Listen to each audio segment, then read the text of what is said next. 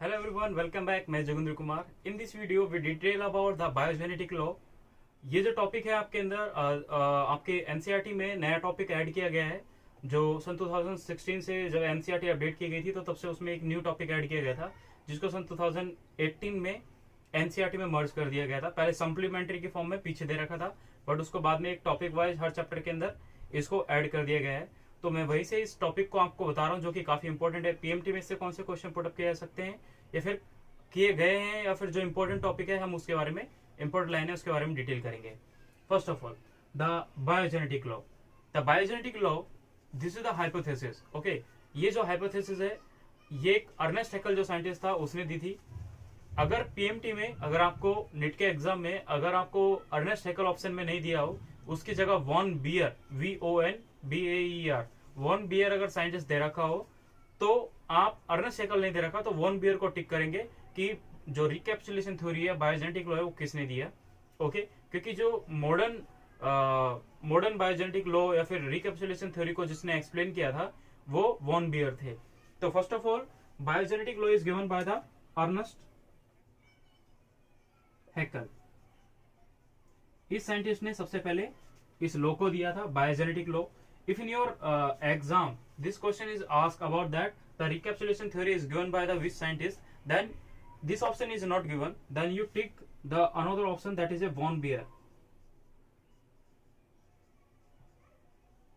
Okay, तो यानी जो मॉडर्न रिकैप्सुलेशन थ्योरी को जिसने एक्सप्लेन किया था वो वॉन बियर थे. वॉन बियर अगर ये नहीं ऑप्शन में तो इसको टिक करेंगे. इस चीज को आप याद रखें. और बायोजेनेटिक लॉ का मतलब क्या है? बायोजेनेटिक का मतलब यहाँ पे हम पढ़ते हैं पहले कि यहाँ पे लिखा है ऑन्टोजेनी रिकैपिचुलेट फाइलोजेनी. ऑन्टोजेनी का मतलब यहाँ पे आता है, ऑन्टोजेनी का मतलब होता है कि कोई भी क्या, एम्ब्रियो का डेवलपमेंट, एम्ब्रियो के डेवलपमेंट की बात करते हैं. अगर आपने लास्ट हमारे सेक्सुअल रिप्रोडक्शन इन ह्यूमन का जो लास्ट वीडियो देखा होगा, जिसमें हम आफ्टर जाइगोट के बाद कौन कौन सी प्रोसेस का फॉर्मेशन होता है, तो वहां पे हमने स्टेजेस के बारे में डिटेल किया है. There is a morula, blastula and gastrula. तो उसी में ये एम्ब्रियो की डेवलपमेंट आती है. जाइगोट के बाद मोरुला, ब्लास्टुला, गैस्ट्रुला, ये जो प्रोसेस होती है ये एम्ब्रियो के डेवलपमेंट की स्टेज होती है. और दूसरा रिपीट करती है ऑन्टोजेनी, एम्ब्रियो के डेवलपमेंट को रिपीट करता है. रिकैप्सुलेट मतलब रिपीट करना, that is your phylogeny. Phylogeny मतलब होता है किसी स्पीसीज का इवोल्यूशन, स्पीसीज का इवोल्यूशन. इवोल्यूशन मतलब क्या? जैसे आपने देखा है कि कोई भी स्पीसीज है, स्पीसीज का इवोल्यूशन मतलब क्या कि जैसे हम पढ़ते हैं प्रोटोजोआ, पोरिफेरा, हाँ, सिलेंड्रेटा, टीनोफोरा, प्लेटिहेलमिन्थेस, ये जो स्पीसीज है इनका इवोल्यूशन वो रिपीट होता है. यानी एम्ब्रियो का डेवलपमेंट बाद में होता है, एंसेस्टर का इवोल्यूशन सेम सिमिलर कैरेक्टर में होता है. जैसे यहाँ पे एक लाइन लिखी हुई है, इस थ्योरी के अकॉर्डिंग ये होता है कि development history of an organism, कि जो भी डेवलपमेंट हिस्ट्री होगी किसी ऑर्गेनिज्म की, यानी कोई भी एम्ब्रियो की जो डेवलपमेंट हिस्ट्री होती है वो क्या होती है, वो रिपीट करती है एक इवोल्यूशनरी हिस्ट्री को, जो किसी भी स्पीसीज के इवोल्यूशनरी हिस्ट्री को रिपीट करते हैं. इसको मैं समझाने के लिए आपको एक बहुत बेसिक और अच्छा एक लाइन लिखता हूं मैं यहाँ पे, जिससे आप बहुत अच्छे से इस टॉपिक को समझोगे कि कैसे इस लाइन का मतलब क्या हो निकला. तो उन साइंटिस्टों ने क्या कहा था, तो उनका कहने का मतलब यह था कि ऑन्टोजेनी,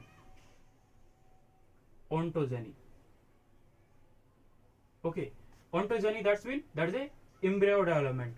दूसरा आप पढ़ते हो फाइलोजेनी. फाइलोजेनी मतलब क्या? आप यहाँ पे क्या पढ़ रहे हो? फाइलोजेनी मतलब कि किसी स्पीसीज का इवोल्यूशन. तो मैं यहाँ पे लिख देता हूं कि ये तो बोल रहा है किसी एम्ब्रियो के डेवलपमेंट के लिए, इस चीज को आप याद रखें. और ये क्या बोल रहा है? किसी स्पीसीज के इवोल्यूशन की बात कर रहा है.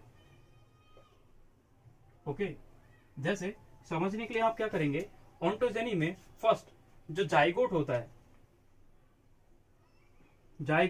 क्योंकि जाइगोट जो है ये एम्ब्रियो का डेवलपमेंट तो जाइगोट से होता है. मेल और फीमेल के जो गैमेट्स यूज करते हैं तो उसका जाइगोट बनता है. जाइगोट हो गया. फाइलोजेनी में सबसे पहले जो स्पीसीज है दैट इज ए प्रोटोजोआ. ये कोई स्पीसीज है, प्रोटोजोआ. अब हम बात करते हैं कि जो जाइगोट होता है, ये आपको पता है ये क्या होता है? सिंगल सेल्ड होता है. अगर ये सिंगल सेल्ड है तो प्रोटोजोआ क्या होगा? ये भी सिंगल सेल्ड होता है. सिंगल सेल्ड मतलब क्या अब हो गया ना, इस चीज से आपके ने क्या समझा कि जो ओंटोजोनी है, ओंटोजनी है, ये रिपीट कर रही है किसको, फाइलोजेनी को। मतलब क्या, ये एक स्पीसीज का एवोल्यूशन हो रहा है, ये एक स्पीसीज का एवोल्यूशन हो रहा है। फाइलोजेनी मतलब एक स्पीसीज का एवोल्यूशन हो रहा है, और यहाँ पे क्या है, एक इम्ब्रियो का डेवलपमेंट हो रहा है। तो इम्ब्रियो का डेवलपमेंट ये तो बाद में होता है। जैसे हम इस टाइम पे, प्रेजेंट टाइम पे हमारा अगर डेवलपमेंट होता है तो हमारे एंसेस्टर के कैरेक्टर पहले आते हैं, क्योंकि हमारा जो एवोल्यूशन हम सीक्वेंसली क्या पढ़ते हैं, प्रोटोजोआ से शुरू करते हैं, प्रोटोजोआ, पोरिफेरा, है ना, सिलेंट्रेटा, टिनोफेरा, ये सीक्वेंस में पढ़ते हैं। तो उसी टाइप से क्या है, ये सिंगल सेल्ड है प्रोटोजोआ, तो जाइगोट भी क्या होगा, सिंगल सेल्ड हो गया। दूसरी चीज देखें, जाइगोट से क्या बनता है, मोरूला। मोरूला जो होता है वो एक सॉलिड स्ट्रक्चर होता है। ओके, ये आपने पढ़ा होगा, ये सॉलिड होता है थोड़ा, मैं इसको सॉलिड लिख देता हूं। ओके, ये सॉलिड होता है, यानी इसका अंदर सिंगल कैरेक्टर था, ये सॉलिड आ गया। दूसरा यहाँ पे जो इसका एग्जांपल है, इसके बाद जो न्यू स्पीसीज होता है दैट इज योर पोरिफेरा, जिसको स्पॉन्जिज बोलते हैं। इसकी जो बॉडी होती है वो भी फाइनली कैसी होती है, सॉलिड होती है। क्यों, क्योंकि उसके अंदर स्पिक्यूल्स पाए जाते हैं। स्पिक्यूल्स जो है उसको एक स्टेबिलिटी प्रोवाइड करते हैं। तो ये देखें, एक स्पीसीज जो है वो एम्ब्रियो के डेवलपमेंट में सिमिलर आती है, वो भी सॉलिड स्ट्रक्चर आया, ये भी एक सॉलिड स्ट्रक्चर आया। थर्ड इसका एक कैरेक्टर पढ़ते हैं कि भाई मोरूला के बाद जो नेक्स्ट स्टेज होती है that is gastrula, oh sorry blastula. Blastula, blastula एक होलो स्ट्रक्चर होता है, कुछ इस टाइप से स्ट्रक्चर होता है। ये होलो स्ट्रक्चर है, बीच में एक ब्लास्टोसील कैविटी बनी हुई है, और ब्लास्टोसील कैविटी मतलब ये क्या है, एक होलो स्ट्रक्चर है, ये एक होलो स्ट्रक्चर है। मोरूला एक सॉलिड था तो पोरिफेरा हो गया। उसी टाइप से यहाँ पे अगर हम पढ़ते हैं तो सिलेंट्रेटा के बारे में देखा होगा आपने। सिलेंट्रेटा जो होता है उसकी जो बॉडी होती है वो कैसी होती है, वो उसको याद रखें, वो होलो होती है, वो भी क्या होती है, होलो होती है। तो इस चीज को आप याद रखें। तो ये देखें सेम, ये इस चीज को रिपीट कर रहा है।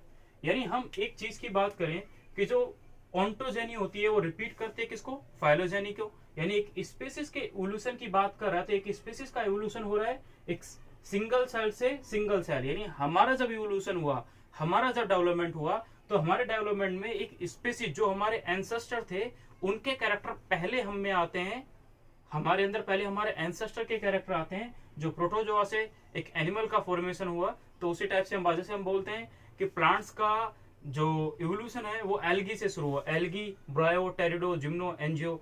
तो एनिमल्स यानी ह्यूमन बीइंग का जो फर्स्ट एंसेस्टर में, बंदर की बात नहीं कर रहा, बट वैसे एनिमल की बात कर रहा हूँ कि एनिमल का जो एंसेस्टर सबसे लोएस्ट में आता है वो प्रोटोजोआ आता है, एक एनिमल। प्रोटोजोआ से शुरू करते हैं, वो पोरिफेरा, सिलेंट्रेटा, टिनोफेरा सीक्वेंस में जाते हुए आप कोर्डेट में पहुंच जाते हो, कोर्डेट से फिर एनिमेलिया पहुंचते हो। तो आप यहाँ पे ये चीज देख रहे हैं कि जो इम्ब्रियो का डेवलपमेंट है वो फाइलोजेनी को रिपीट कर रहा है। तो आप यहाँ पे सिंगली देख सकते हैं कि एक स्पीसीज जो है वो एक जायगोट के डेवलपमेंट को यहाँ पे डिफरेंट डिफरेंट स्टेज में शो कर रहा है। ये एक एग्जाम्पल है अपने आप में समझने के लिए रिकैप्सुलेशन थ्योरी को। ओके, इसके अलावा इसका एक सेकंड एग्जाम्पल आता है। वो सेकंड एग्जाम्पल आपने देखा होगा टैडपोल लार्वा।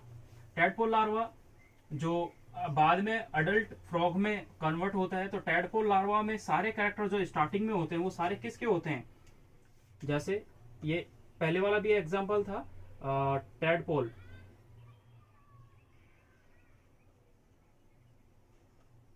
लार्वा। इसके अंदर आपने कैरेक्टर देखा होगा कि इसके पास टैल होती है,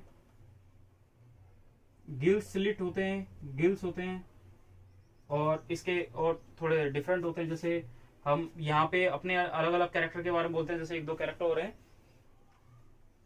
ये हमेशा एक्वेटिक होते हैं, ओनली एक्वेटिक होते हैं। और एक और कैरेक्टर होता है इनके अंदर कि ये अमोनिया सिक्रेट करते हैं, क्योंकि पानी में ज्यादातर पाए जाने वाले क्या होते हैं, अमोनिया को सिक्रेट करते हैं। और ये बाद में किस में कन्वर्ट होता है, अडल्ट फ्रॉग में।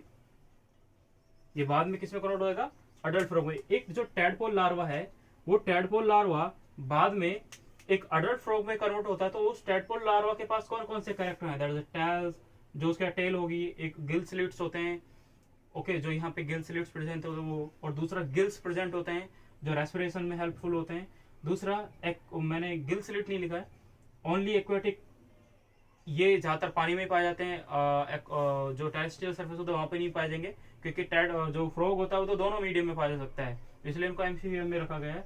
द अमोनिया सिक्रेट करते हैं। तो ये जितने भी कैरेक्टर है ये चारों के चारों, ये सारे के सारे कैरेक्टर सिमिलर होते हैं किसके, फिशिस के। फिशिस के सिमिलर कैरेक्टर होते हैं ये वाले। इसलिए देखो फ्रॉग एक एम्फीबिया है, अगर ये अपने कैरेक्टर शो करा तो ये अपने इससे जो पहले स्पेसीज थे, हम बोलते हैं पाइसिस के बाद एम्फीबिया आया, एम्फीबिया के बाद रेप्टाइल्स आया, तो यानी पाइसिस से ही एम्फीबिया का एवोल्यूशन हुआ होगा। तो उसी चीज में बोल रहे हैं कि ये जो टैडपोल लार्वा है ये फिश के कैरेक्टर शो करता है स्टार्टिंग में, तो मतलब उसके सिमिलर स्पेसीज है, बाद में इसमें कोई इवोल्यूशन हुआ तो वो एक अडल्ट फ्रॉग में चेंज हो जाता है। ओके, एक और इसका एग्जांपल है heart of mammalian embryo, heart of mammalian embryo और अदर ऑर्गेनिज्म, या फिर हम बोल सकते हैं कॉर्डेट। कॉर्डेट के जितने भी ऑर्गेनिज्म होते हैं उनके हार्ट की इवोल्यूशन की बात कर सकते हैं, क्योंकि आपने देखा है फर्स्ट ऑफ ऑल हम ये बोलते हैं कि जो पाइसिस होता है उनके 2 चैम्बर हार्ट होते हैं। ओके, उसके बाद हम अदर एम्फीबिया के जाते हैं तो हम बोलते हैं कि वो 3 चैम्बर हार्ट हो जाते हैं, रेप्टाइल्स 3.5 हो जाता है, और बर्ड्स और मैमल्स होते हैं उनके 4 चैम्बर हार्ट होते हैं। तो उसी बेसिस पे यहाँ पे ये बोला गया है कि भाई हार्ट्स ऑफ मैमेलियन एम्ब्रियो जो आता है वो भी एक एग्जांपल है रिकैप्सुलेशन थ्योरी का और बायोजेनेटिक लॉ का। तो ये आपका बायोजेनेटिक लॉ है जो खत्म हुआ, जिस चीज को आप याद रख सकते हो। ये आपका एक टॉपिक है, अगर आपको इसमें भी कोई डाउट हो तो आप कमेंट बॉक्स में मुझसे क्वेश्चन पूछ सकते हैं। And thank you for watching video.